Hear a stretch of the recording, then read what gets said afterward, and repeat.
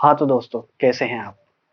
مسلم شریف کی ایک حدیث ہے، آپ صلی اللہ علیہ وسلم نے فرمایا تم جنت میں تب تک داخل نہیں ہو سکتے یہاں تک کہ تم مومن ہو جاؤ، اور تم مومن تب تک نہیں ہو سکتے جب تک تمہارے دل میں آپس میں ایک دوسرے کے لیے محبت نہ پیدا ہو جائے۔ اور کیا میں تمہیں وہ چیز نہ بتاؤں کہ جس پر تم عمل کرو تو تم آپس میں ایک دوسرے سے محبت کرنے لگو گے؟ تو صحابہ نے فرمایا یا رسول اللہ بالکل بتائیے۔ تو آپ صلی اللہ علیہ وسلم نے فرمایا سلام کو عام کرو۔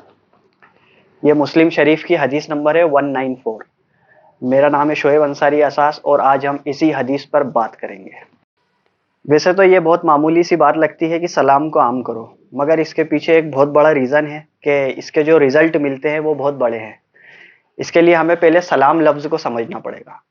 سلام عربی زبان کا لفظ ہے اور اس کا مطلب ہوتا ہے سلامتی، اور یہ ایک دعا ہے کہ جب کوئی شخص کسی دوسرے کو سلام کرتا ہے تو وہ اسے دعا دیتا ہے، سلامتی کی دعا دیتا ہے کہ آپ سلامت رہیں یا اللہ آپ کو سلامت رکھے۔ اور اس کا ایک مفہوم، پہلا سمبل تو یہی بنتا ہے کہ جب میں اگر آپ کو سلام کر رہا ہوں تو اس کا مطلب ہے میری طرف سے آپ کی جان، آپ کا مال اور آپ کی عزت سلامت ہے۔ اور یہ دل سے ایک دعا ہے جو انسان دوسرے انسان کو دیتا ہے، مگر دیکھنے میں یہ آتا ہے کہ اس کا کوئی رزلٹ ہمیں نظر نہیں آتا اس طرح کا، کیونکہ اس کی دو وجہ ہے۔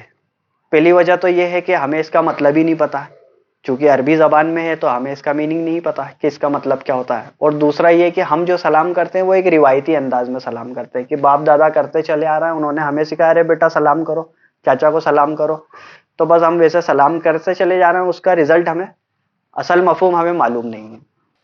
یہ حدیث اس طرح کام کرتی ہے کہ جب ہم کسی کو سلام کرتے ہیں تو ہم اسے دل سے سلامتی کی دعا دیتے ہیں، اور جب ہم کسی کو سلامتی کی دعا دیتے ہیں تو ہمارے دل سے ایگو ختم ہوتا ہے، کم سے کم اس کے لیے تو ختم ہی ہو جاتا ہے۔ اور جب سب کو سلام کریں گے تو ہمارے دل سے سب کے لیے ایگو ختم ہو جائے گا، اور جب وہ بھی ہمیں سلام کریں گے تو ان کے دل سے بھی ایگو ختم ہو جائے گا ہمارے لیے۔